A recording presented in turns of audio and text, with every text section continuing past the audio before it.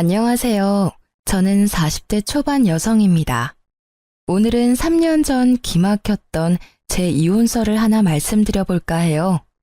저에게 이혼은 저를 위한 가장 중요한 선택 중에 하나였지만 동시에 아픈 상처를 가져다 준 사건이기도 해요. 결혼할 때는 100년해로 할 거라고 맹세하며 다짐까지 했지만 그것도 두 사람 모두 그렇게 원해야만 가능하더라고요. 한 사람이 아무리 노력해도 나머지 한 사람의 노력이 없으면 결국 이렇게 중간에 헤어질 수밖에 없다고 생각해요. 솔직히 이혼을 해서 이렇게 사연글을 쓰게 될 줄 몰랐기에 두서가 없을지도 모르지만 제 이야기를 한번 들려드릴게요. 저와 전 남편은 사내 비밀 커플이었어요. 그 스릴 때문에 더 즐거웠고 또 그 스릴 때문에 잘못된 선택을 했던 건지도 몰라요. 결혼 당시에 남편은 결혼에 대한 준비가 된 상황은 아니었어요. 쥐뿔도 없다고 하죠. 정말 아무것도 모아놓은 돈이 없었거든요. 게다가 시댁도 우리에게 원조를 해줄 수 있는 여건은 아니었기에 오롯이 저와 남편이 모두 해결해야 했어요. 처음에는 제가 모은 돈에 남편 이름으로 대출을 받아서 아파트를 사려고 생각했어요. 그런데 하루는 아버지가 저희를 부르더니 남편에게 돈을 빌려주겠다고 하시더군요. 저는 놀라서 우리끼리 하겠다고 했지만 아버지는 딸 시집 가는데 마음고생 시키고 싶지 않다며 남편에게 돈을 빌려주고 나중에 갚으라고 했어요. 대신 이자는 받지 않을 테니 편하게 너희들 돈 모으라고요. 그때 정말 아버지에게 얼마나 고마웠는지. 결국 남편은 그렇게 하기로 하고 저희는 자가로 집을 마련했어요. 그렇게 행복할 줄만 알았던 저의 결혼 생활은 조금씩 삐그덕삐그덕 이상한 길로 빠져가고 있었어요. 사람들이 말하길 결혼과 연애는 다르다고 하잖아요. 그 말이 제 남편에게는 딱 맞아서 연애할 때는 좋았던 모습들이 결혼 후에는 나쁘게 변해버렸거든요. 남편은 밖으로 돌아다니는 걸 무척 좋아해서 친구들과 사람들을 자주 만나곤 했어요. 가끔 저도 남편과 함께 밖으로 돌아다니며 사람들도 만나고 구경도 하고 맛집도 찾아다녔어요. 그런데 결혼을 하고 나서도 남편은 바뀌지 않았어요. 아니, 오히려 더 밖으로만 나돌아다닌다고 해야 하나? 집에 들어오는 걸 무척 싫어하는 사람처럼요. 거기에 슬슬 지치는 건 저였어요. 하루가 멀다하게 벌어지는 회식과 술판, 친구들과의 만남 등 남편이 그럴수록 저는 점점 독수 공방의 시간이 길어지고 있었어요. 게다가 결혼 3년, 4년이 넘어가면서 불임에 대한 걱정도 커져가고 있었어요. 결혼 4년 동안 자연 임신이 한 번도 되지 않았던 저는 손주를 원하는 시모의 눈치를 심하게 봐야 했어요. 그 탓인지 애는 더 생기지 않고 결국 심각하게 산부인과 진료를 생각하게 됐죠. 시모의 상황에 난임센터를 방문한 저는 일단 자연 임신을 시도해보자는 의사의 말을 듣고 산부인과에서 정해준 날짜만 손꼽아 기다리고 있었어요. 그날 저녁 따라 남편이 또 늦더라고요. 그런데 이번 한 번만이 아니었어요. 저번 달에도 그렇게 일찍 오라고 단단히 일렀는데 날짜를 넘겨버리는 탓에 이번에는 벼르고 있었거든요. 그런데 이번에도 일찍 오지 않더라고요. 애가 타는 제 속을 모르는지 밤 11시가 넘어서야 남편에게 전화가 왔어요. 당신 어디야? 오늘 일찍 들어오라고 했잖아. 아이고 사모님, 저 택시 기사인데요. 나오셔서 손님 좀 모셔가야 할 것 같은데요. 택시에서 내릴 생각을 안 하셔요. 날씨가 추워서 놔두고 가기도 그렇고. 어머, 죄송합니다. 제가 바로 데리러 내려갈게요. 전화를 한 것은 남편이 아니라 택시 기사였어요. 아파트 현관 앞에 서 있는 택시를 보니 어찌나 민망하고 화가 나던지 저는 연신 기사에게 미안하다고 말하며 남편을 데리고 왔어요. 술에 쩔어서 몸을 가누지도 못하는 모습을 보는데 정말 한 대 쥐어받고 싶을 만큼 열이 받더라고요. 게다가 남편을 데리고 집에 들어오는 내내 남편의 옷에서 나는 제 것이 아닌 여자의 향수 냄새와 분 냄새에 겨우 화를 삭히며 집으로 들어왔어요. 밝은 데서 보니 더 선명하게 보여지는 남편의 모습에 저는 눈을 감으며 충격을 감당해야 했어요. 옷깃에 덕지덕지 묻어있는 립스틱에 단정치 못한 옷차림이 딱 봐도 여자를 끼고 놀았던 것 같더라고요. 게다가 남편을 데리고 들어올 때 남편 와이셔츠에서 바스락거리는 소리가 신경이 쓰여서 주머니를 확인했는데 거기에 작은 쪽지가 있었어요. 연락처 하나와 여자 이름이 적혀 있고 옆에는 하트 표시까지 딱 찍혀 있더라고요. 저는 그 연락처를 일단 다른 곳에 베껴 적어두고 남편 코트를 벗겼어요. 그리고 저는 한 번 더 열이 오르는 것을 느껴야 했어요. 양말이 거꾸로 신겨져 있었거든요. 일을 하면서 양말을 다시 신었을 리 없고 설사 100번 양보해서 다시 신었다 하더라도 제정신이라면 거꾸로 신었을 리 없었겠죠. 차라리 양말이 없었다면 제가 덜 화가 났을지도 몰라요. 애를 가지고 싶어 오매불망 남편만 기다려야 하는 제 사정이 이렇게 비참하고 짜증나는 일이 되어버려 저는 그날 분노의 눈물과 우라를 삼키며 잠도 제대로 못 잤어요. 그리고 다음날 아침 남편이 눈을 뜨자마자 저를 부르더군요. 여보, 나 물 좀 가져다 줘. 술이 안 깨네.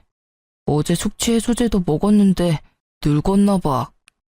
뭘 잘했다고 눈 뜨자마자 마누라 부르며 물을 찾는지.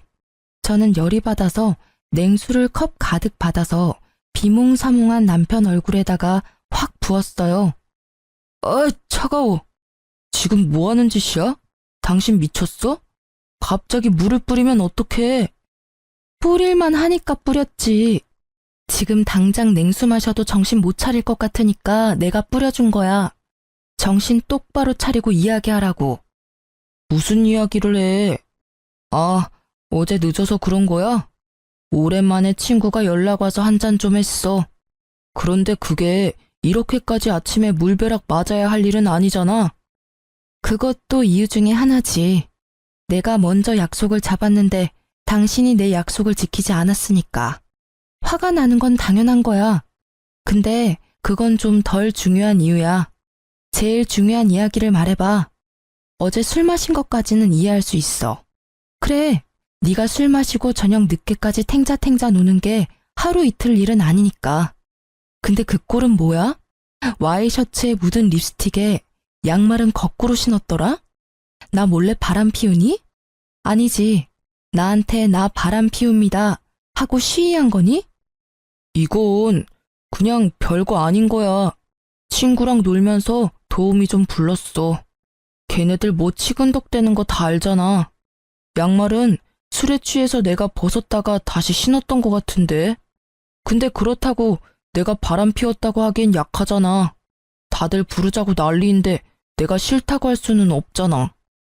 그래서 내가 바른 사람을 만나라고 했지. 결혼했으면서 미혼 친구들하고 친하게 지내고 그러면서 여자나 만나고 말이지. 그리고 왜 매번 도움이나 부르는 친구들하고 노는 거야? 그렇게 여자가 좋아? 막 애교 떨고 치근덕거리니까 좋아? 당신 친구들은 그래도 돼.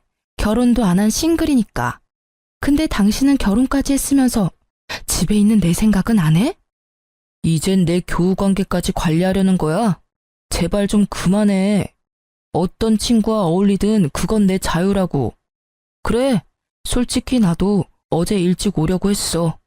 그런데 별로 그런 마음도 안 들고 친구가 연락 왔으니까 잠깐 갔다 온 거야. 그렇다고 당신이 나한테 이렇게까지 화내는 건 나도 좀 억울한데? 솔직히 애 가지자고 날짜 정해서 관계하고 그러는 거 정말 짜증나는 일이거든? 뭐 내가 종마야? 내가 씨나 뽑아내는 기계냐고. 마음이 동해야 하는 거지. 이걸 강제적으로 막 날짜 시간 정해서 하고 그러는 건 너무 인위적이고 감정 없는 것처럼 느껴져서 기분 나쁘다고. 남편의 말에 저는 너무 어이가 없어 제가 잘못 들은 줄 알았어요. 너 그게 사랑해서 결혼한 여자한테 할 말이니? 내가 룰루랄라 즐거운 마음으로 날짜 시간 정해서 하자고 한 건 줄 알아? 병원에서 그렇게 하라잖아.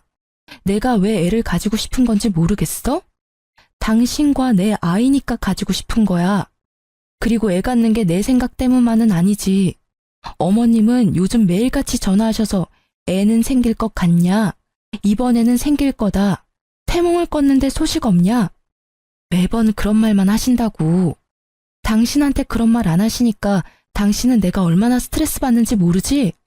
진짜 이런 면이 너무 마음에 안 드는 거야. 약속 거절 못하는 거 이해할 수 있어. 그런데 기분 나쁘다면 어쩔 수 없지. 사랑도 없는데 왜 살아? 여기서 끝내 그냥. 나는 당신하고 헤어져도 어차피 아쉬운 거 하나 없어. 내 말이 끝나자 남편의 당당하고 짜증나던 얼굴이 조심스럽게 바뀌더라고요.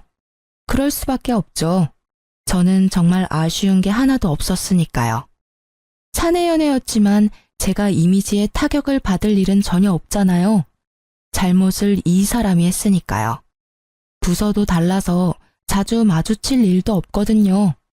게다가 이 집은 어차피 아버지와 제 돈으로 산 집이니 지금 당장 이혼하더라도 남편은 유책 배우자가 돼서 집 소유권 주장은커녕 위자료만 더 내야 하거든요. 그걸 이해한 건지 남편이 제 눈치를 보더라고요. 당신 와이셔츠에 쪽지 하나 들어가 있었거든? 예쁜 여자 이름 하나랑 연락처, 그리고 하트 모양까지 있지. 도움이라도 이런 식으로 개인적인 전화번호 주고받으면서 만나면 외도가 아닐 리가 없잖아. 아니면 내가 이 전화번호로 전화를 한번 해볼까? 유부남 꼬셔서 뭐 하려고 했냐고. 혹시 또 모르잖아. 당신이 결혼 안 했다며 총각 흉내냈다고 이야기해 줄지도 모르지. 당신이 오늘 같이 놀았던 친구들 다 솔로잖아. 여보, 미안해. 진짜 뭐든 다 내가 미안해. 솔직히 좀 갑갑해서 집에 안 들어온 거야. 그리고 그 쪽지에 적힌 여자도 어제 처음 만났어. 여러 번 만났으면 연락처를 줬을 리가 없잖아. 그리고 진짜 아무 일 없었던 건 확실해. 술집에서 나와서 바로 택시 타고 집에 온 거야. 그럼 모텔 같은 곳 들릴 시간도 없었다고. 앞으로 절대 이럴 일 없을 테니까 이번만 자기가 이해하고 넘어가줘. 응? 진짜 술 취해서 벌어진 해프닝 같은 일일 뿐이라고. 남편의 구구절절한 변명과 핑계에도 제 화는 가라앉지 않았어요. 왜인지 더 심하게 짜증이 나더라고요. 변명 같은 거 다 필요 없고 우리 애 가지는 거 다시 생각해보자. 이 상태로 애 가져봐야 상처는 애만 받아. 집에 매번 늦게 들어오고 친구랑만 노는 아빠, 육아로 고생하면서 신경질만 느는 엄마. 어느 쪽이건 애한테 좋지 못한 건 맞고 당신 말대로 당신 종마 취급 당하는 건 싫다니 그것도 내가 이해해 줄게. 그치만 나도 지금 당장은 당신이랑 즐겁게 살 맞대고 싶은 기분 아니거든? 다른 여자랑 치근덕거린 당신하고 옆에 있는 것도 솔직히 불쾌해. 그러니까 시간을 좀 갖자. 제 말을 들은 남편은 더 이상 아무 말도 하지 않았지만 어느 정도 제 말을 이해하는 것 같더라고요. 그리고 그날 이후 남편은 회식도 친구와의 모임도 모두 자제하고 집에 일찍 들어오려고 애쓰더라고요. 그게 눈에 보이니 계속 화내고 있는 것도 좀 미안해지기도 했고 솔직히 조금 치사한 방법이긴 했지만 남편이 제정신을 차렸다고 생각했기에 마음은 좀 편해졌었죠. 그렇게 성실해진 남편은 매일 제 눈치를 보더라고요. 그리고 그 이후 한 달쯤 지났을까요? 명절 며칠 전쯤 갑자기 아버지에게서 전화가 왔어요. 나다. 미국에 있는 네 오빠 어제 한국 들어왔는데 연락됐니? 어? 오빠 한국 들어왔어? 아, 나한테 연락 먼저 하라니깐. 나 결혼하고 나서는 연락도 잘 안 되더라고. 남편한테 소개시켜준데도 극구 싫다고 해서 우리 그이는 아직도 나한테 오빠 있는지 모르는데 언제까지 숨겨야 될지 모르겠어. 근데 성이 다르니까 소개하면 우리 집 재혼 가정인 거 금방 알 테고. 제가 남편에게 숨기는 것 딱 한 가지는 저희 집이 재혼 가정이라는 것이었어요. 시댁에서 싫어하실까봐 조심스럽게 말한다는 게 아직까지 이야기 못해서 비밀이 되어버린 거죠. 오빠는 어머니가 이혼한 전 남편 사이의 자식이거든요. 서로 아버지는 다르지만 여느 가족들과 다름없이 잘 지내고 있어요. 마음의 준비가 되면 말해. 아직까지는 재혼 가정이라고 하면 싫어하는 집이 더 많아. 그리고 어차피 네 오빠는 미국에서 계속 살 거라고 하던데 한국에는 잠깐 들어왔다가 다시 나간단다. 그 전에 얼굴 보고 회포라도 풀어. 그래도 오랜만에 만나는 동복 오빠인데 할 이야기도 많을 거 아니야. 고마워 아빠. 오빠랑 나 자주 만나게 해줘서 엄마도 엄청 고마워하거든. 일단 내가 오빠한테 전화해 볼게. 오빠 시간 되면 가족 다 같이 밥이라도 먹어요. 내일 시간 비어나요? 아버지와 전화를 끊고 나서 저는 오빠와의 만남에 들뜨기 시작했어요. 오랜만에 보는 오빠라 하고 싶은 말도 듣고 싶은 말도 많았거든요. 오빠가 저를 너무 많이 기특해해서 저도 오빠에게 기댄 적이 많았으니까요. 남편에게 어떻게 이야기할까 고민하다가 결국은 남편에게는 친척을 만나러 갔다 오겠다며 거짓말을 하고 오빠를 만나러 갔어요. 오빠, 오랜만이야. 잘 지냈어? 그럼, 너도 잘 지내지? 나야 뭐 그렇지. 참, 너한테 부탁이 있는데 오빠 한국에서 처리해야 할 관공서 업무가 많거든? 그러니까 나 좀 도와줘라. 몇 년 나가 있었던 탓인지 아무것도 모르겠네. 한 2, 3일 정도 낮에만 좀 도와줘. 그렇게 해주면 이 오빠가 용돈 두둑히 챙겨줄게. 아싸, 용돈이라니. 얼마 만에 받아보는 거야? 역시 내 생각 해주는 건 오빠뿐이야. 오빠의 말이 저는 고맙기만 하더라고요. 이번에 보면 또 언제 볼 수 있을지 모르는 데다가 저한테 용돈을 챙겨주고 싶어서 이렇게 안내를 부탁한다는 걸 알고 있었거든요. 어릴 때도 오빠는 저한테 별것도 아닌 부탁을 하고는 꼭 마지막에 알바로 번 용돈을 쥐어주곤 했거든요. 알았어. 연차 쓰고 오빠를 위해 안내역 해줄게. 그래, 그럼 오늘은 식사부터 할까? 그러고 보니 어디 호텔에 괜찮은 레스토랑 생겼던데 거기서 식사나 할까? 거기는 가격이 좀 싼데도 맛집 많아. 내가 우리 동생한테 사주고 싶어서 그렇지. 자, 가자. 저는 오빠와 식사를 맛있게 하며 오랜만에 스트레스를 풀었어요. 식사 마지막에는 저와 남편 선물까지 주더라고요. 한 번도 못 본 매부에게까지 선물을 해주는 오빠의 마음 씀씀이에 너무 고마웠어요. 그렇게 저는 이틀을 연차를 쓰고 오빠의 안내역을 해줬어요. 말만 안내역이고 오히려 가족 여행에 더 가까웠죠. 친정 부모님까지 모시고 맛집도 다니고 오랜만에 느긋하게 시간을 보내니 스트레스가 좀 풀리더라고요. 그렇게 오빠를 미국으로 보내고 며칠이 지났을까. 남편이 점점 옛날처럼 늦게 들어오더라고요. 워낙 노는 걸 좋아했으니 어쩔 수 없이 되돌아간다고 생각한 것도 잠시 점점 저한테 차가워지는 느낌을 받았어요. 뭔가 의심스러운 기색이 있어서 벼르고 있었지만 꼬리를 잡을 수는 없었어요. 그런데 그 꼬리가 너무 의외의 곳에서 잡혀버렸죠. 하루는 배달이 왔어야 할 새벽 우유가 아침에 보니 사라졌더라고요. 분명히 업체에서는 새벽에 배달을 했다고 하고요. 평소 우유를 마시지 않는 남편이 가져갔을 리 없다고 생각한 저는 분실 사건이라고 생각하고 범인을 어떻게 잡을까 생각하고 있었어요. 일하는 내내 그 생각을 하다가 아파트 CCTV, 엘리베이터나 계단에 찍혀있지 않을까 하는 생각이 들었죠. 그래서 퇴근하고 불이 나게 아파트 관리사무소로 향했어요. 우유가 없어졌다고 양해를 구한 뒤 저는 CCTV를 돌려봤어요.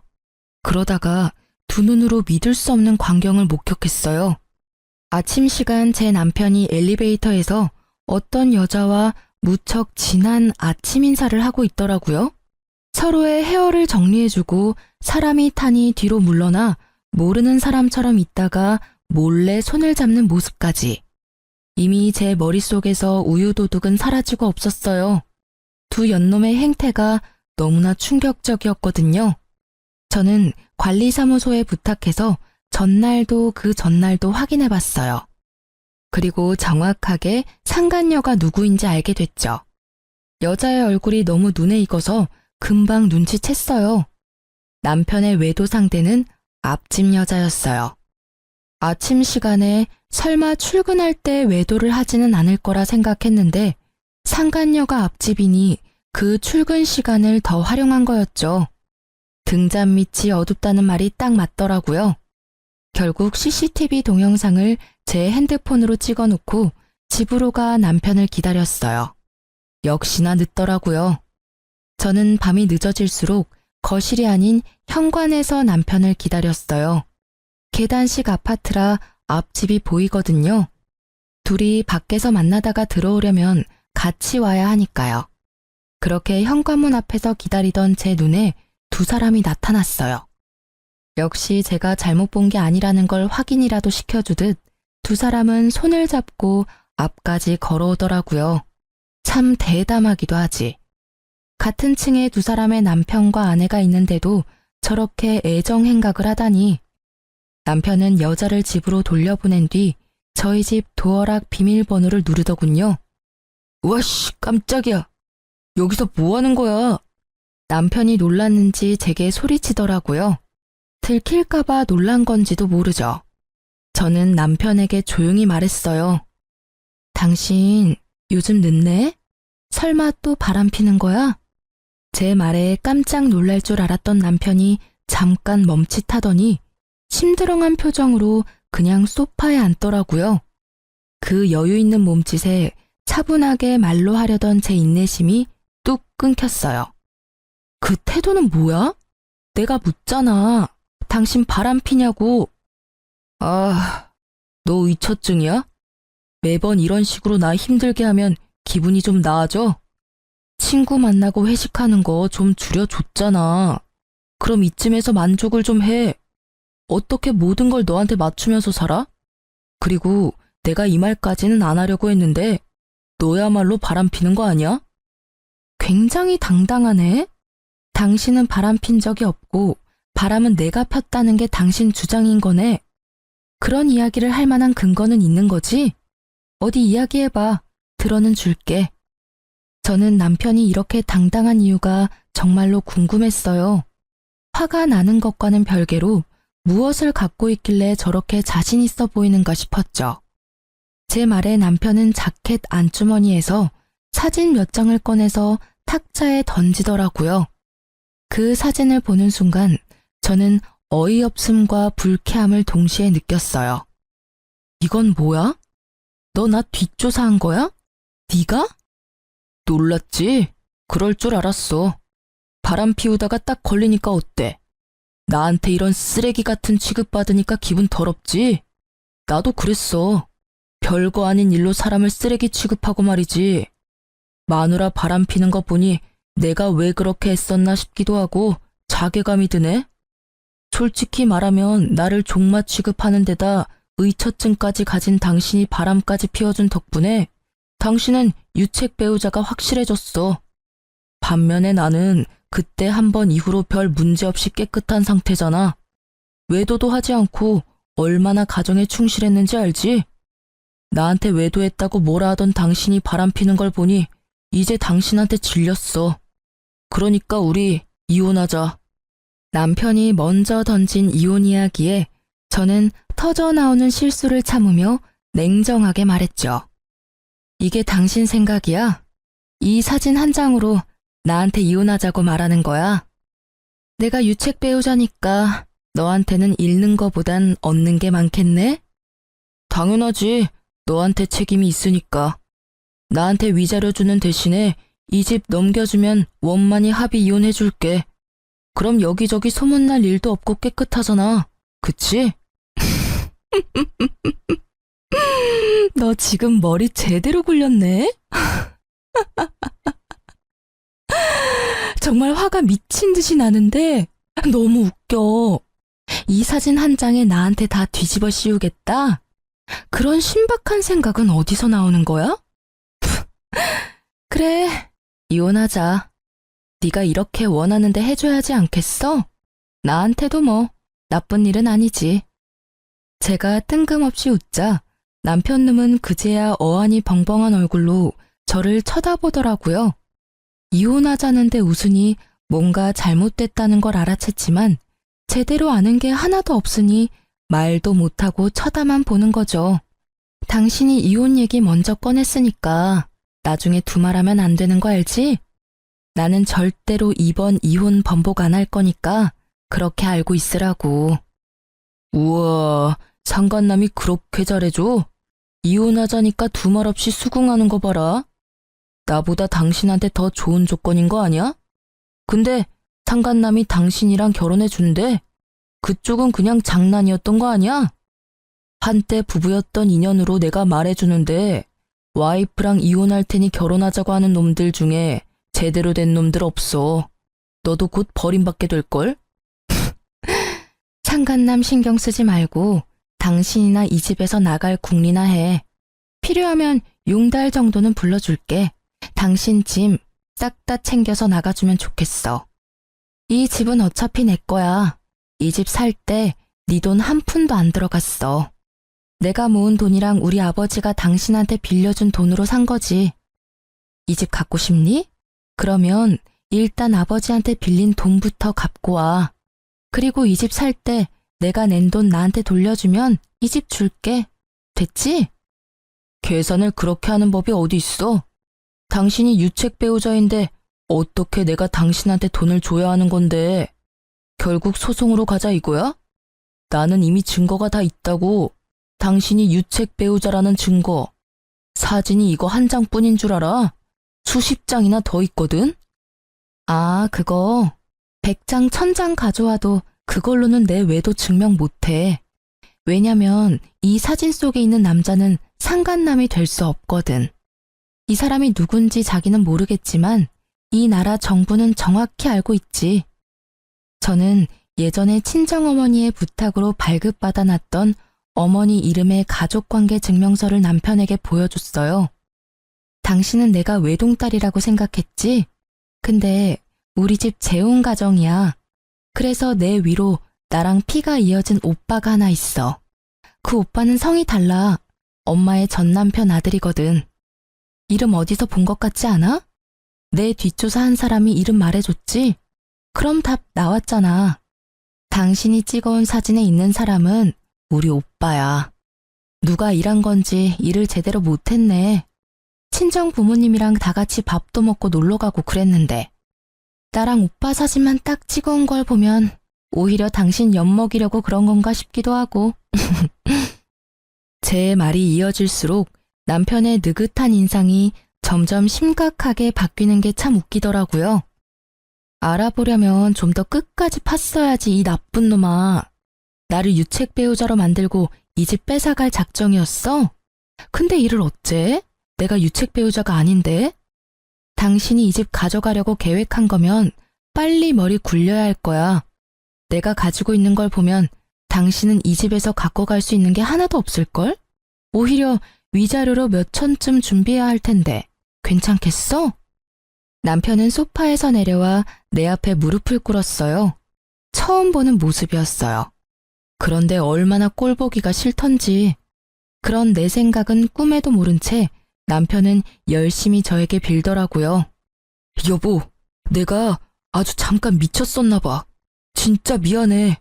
잠시만 내 말 좀 들어봐. 진정하고. 당신, 너라고 하던 남편놈은 불리한 상황이 되니 저를 여보라고 부르더라고요. 가증스러운 놈. 그 모습을 보는데 어찌나 찌질해 보이던지요. 나 지금 지극히 냉정한 상태야. 이보다 더 차분할 수가 없어. 그래, 오늘 이 집에서 나가면 이혼 서류는 시댁으로 보내줄까?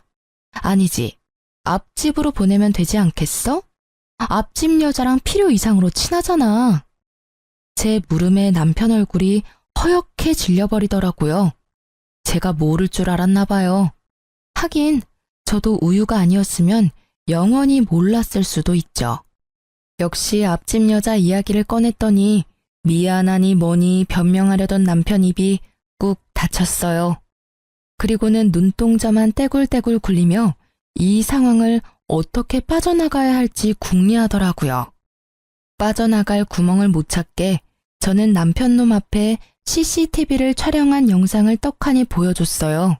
그걸 보더니 눈을 딱 감더라고요. 이걸 변명할 수는 없을 테니까요. 안 들킬 거라고 생각했어? 그래, 나도 몰랐을 거야. 설마 아침에 저렇게 대담하게 바람을 필 줄이야? 정말 뒤통수 제대로 맞을 뻔했지. 그런데 오늘 아침에 누가 우유를 딱 가져가는 바람에 도둑 잡으려다 당신 외도 장면 잡은 거야. 누가 가져간 건지 보면 절이라도 해주고 싶네. 동영상 진짜 잘 찍혔지? 손 잡는 거 보니까 아주 죽고 못 살아, 그지? 이걸 보고도 당신이 유책 배우자가 아니라고 할 사람이 있을까? 근데 관리 사무실의 CCTV는 보관 기간이 며칠이려나 모르겠네. 그거 확인하면 언제부터 바람핀 건지 확인할 수 있을 텐데. 여보, 진짜 미안해. 내가 진짜 다 잘못했어. 저 여자가 나 꼬시는 바람에 내가 넘어가 버린 거야. 진짜로 만난 지 얼마 되지도 않았고 그렇게 깊은 사이도 전혀 아니야. 나는 그냥 잠깐, 아주 잠깐 바람 쐬는 기분으로 만난 것뿐이라고. 그러니까 제발 이혼만은 안 돼. 내가 미친놈이었어. 그런 말을 왜 꺼냈는지, 어? 나 여기 나가면 갈 곳도 없어. 제발. 남편은 제 치맛자락을 붙잡고는 울며 불며 매달렸어요. 아까 전에 그 기세등등한 당당함은 어딜 간 건지. 완전히 180도 바뀐 그 모습에 저는 그놈의 손을 뿌리쳤어요. 다 필요 없어. 분명히 이혼 번복 없다고 말했어. 지가 바람 펴놓고는 나한테 뒤집어 씌우고 집을 가져가려고 하다니 어떻게 그런 생각을 할 수가 있어? 이 파렴치한 놈. 네 눈에는 내가 돈이니? 애 안 가지려고 할 때부터 알아봐야 했는데 다 끝났어. 그러니까 당신 짐 다 싸서 지금 당장 나가. 안 나가면 앞집에 당신 짐 다 갖다 줘 버릴 거야. 여보, 제발 앞집에는 알리지 마.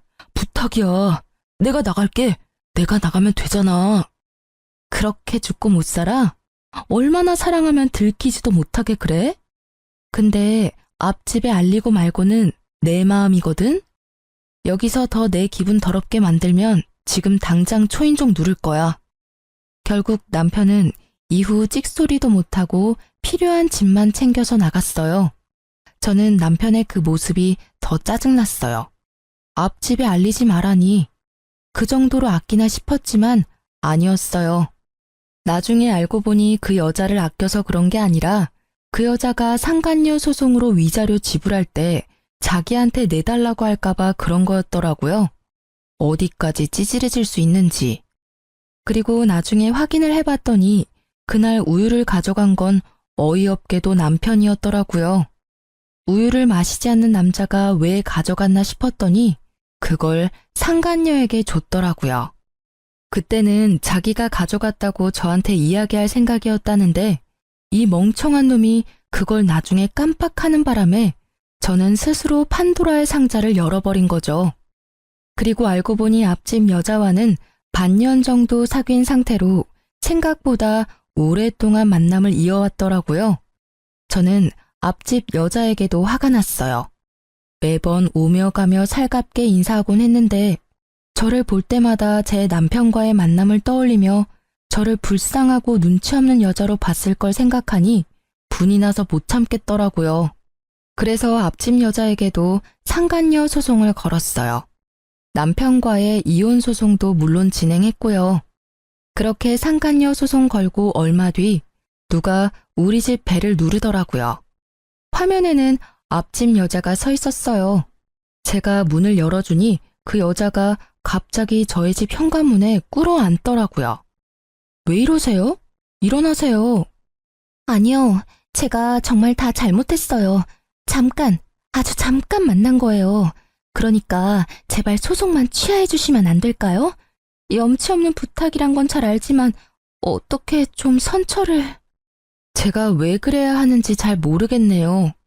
소송 취하해 주시면 제가 위자료는 드릴게요. 꼭 드릴 테니까 남편과 아이만이라도 알 수 없게 해주시면, 잘못하면 아이도 남편도 다 잃게 생겼어요.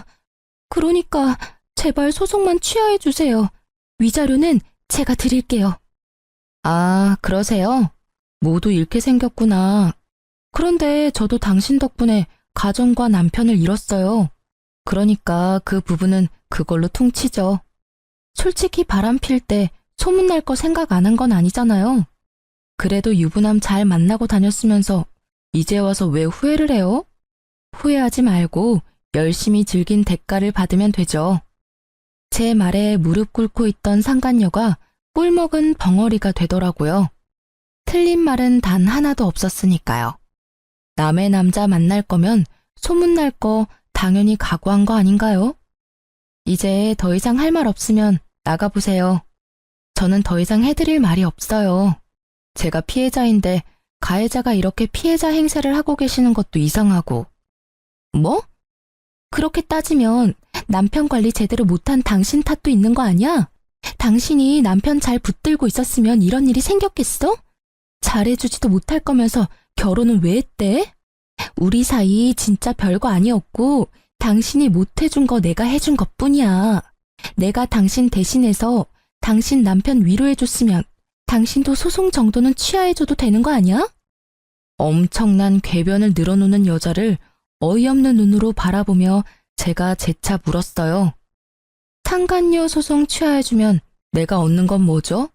아니, 내가 피해자인데 나한테도 떨어지는 게 있어야 하잖아요. 갑자기 다짜고짜 소송 취하라 그러면 제가 아이고 알겠습니다 하고 해줄 줄 알았어요? 줄 수 있는 거? 그러면 당신 남편 돌려줄게요. 그럼 됐죠? 이 아줌마 말하는 것 좀 봐. 미안한데요. 남이 쓰다 버린 건 저도 필요 없거든요. 왜 굳이 그 쓰레기를 저한테 주려는 건지 모르겠네요. 저한테 줄 게 그것뿐이라면 저는 취하지 않을 거예요. 아니, 전 진짜로 당신 남편이랑 깊은 사이 아니라고요. 진지한 마음이 요만큼도 없었고 나한테는 남편이 메인이고 그쪽 남편은 사이드 메뉴 정도예요. 그러니까 그 정도밖에 안 되는 사이라는 거예요. 본인이 그 말 들으면 아주 좋아하겠네요.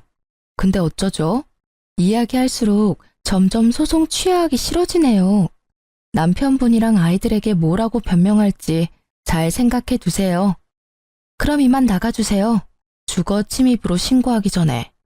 나사가 하나 빠진 것 같은 상간녀와의 만남을 끝으로 이혼 과정이 빠르게 진행됐어요.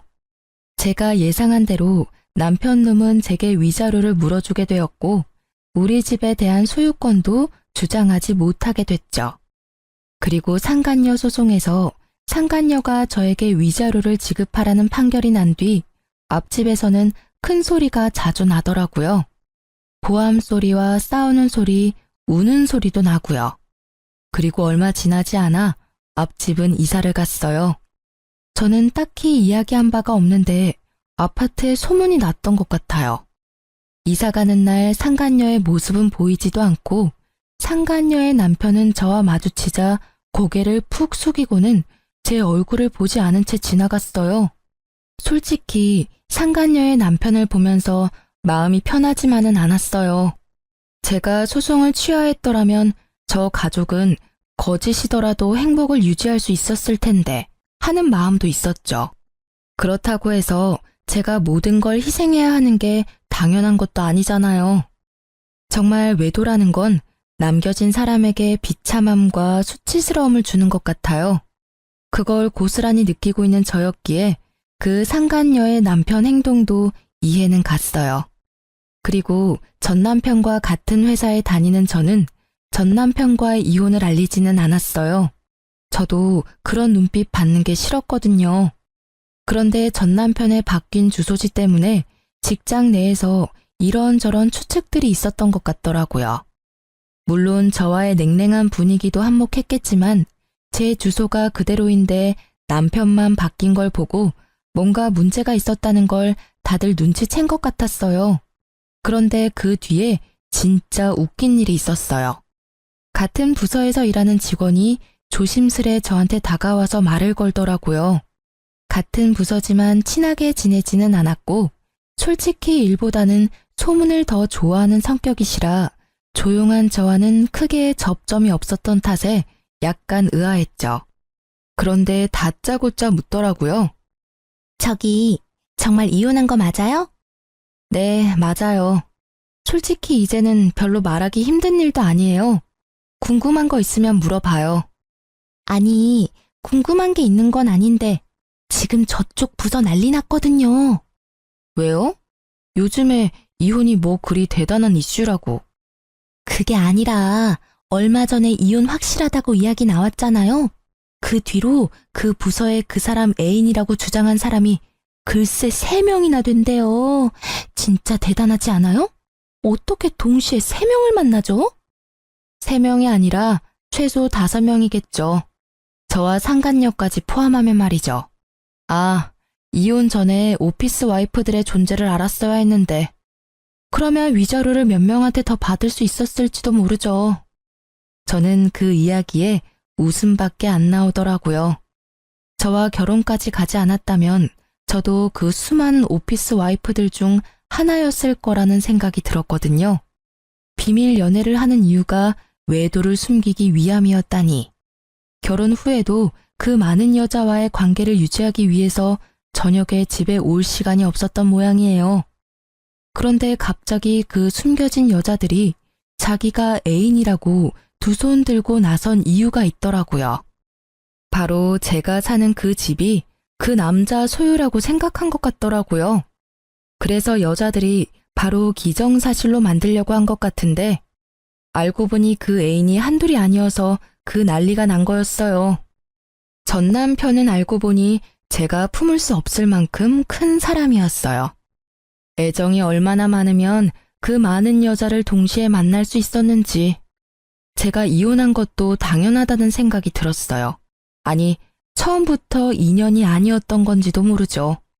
그냥 수많은 여자의 하나로 끝났으면 그렇게 비참한 꼴은 당하지 않았을지도 모르는데. 그렇네요. 근데 이렇게 같은 직장이 있으면 힘들지 않아요? 괜히 신경 쓰이고 그럴 텐데. 제가요? 저는 별로. 신경 많이 쓰이는 사람이 먼저 나가겠죠. 저는 크게 신경 안 써요. 그리고 오피스 와이프가 100명이건 1000명이건 저랑은 이제 관계 없는 사람이고요. 그분도 이제는 싱글이니 어떤 여자든 만날 권리가 있죠. 우와, 대단해요. 어떻게 그렇게 쿨하게 생각할 수가 있죠? 본받아야겠어요.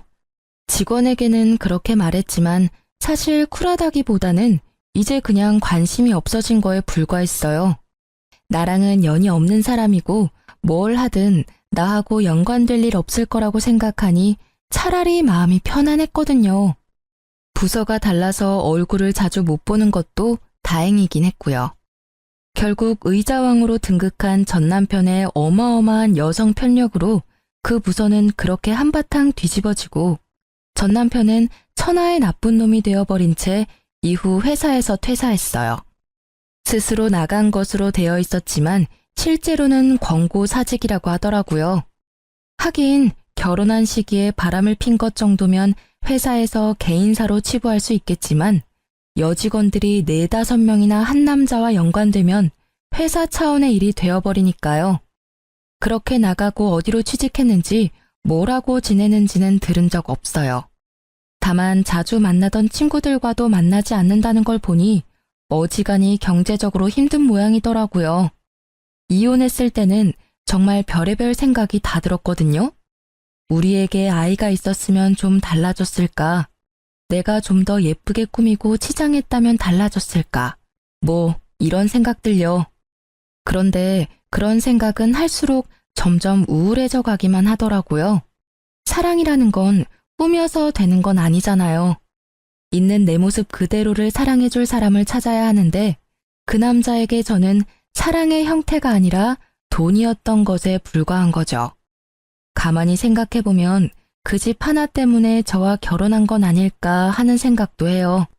그렇게 많은 여자들이 있는데 왜 나와 결혼했을까 생각해보면 딱 답이 나오잖아요. 저는 혼자가 된 뒤로는 혼자가 편해서 비용까지 생각했었는데 아버지가 저에게 그런 놈 때문에 인생 포기하기엔 제가 너무 아깝다며 사람을 소개시켜줬어요.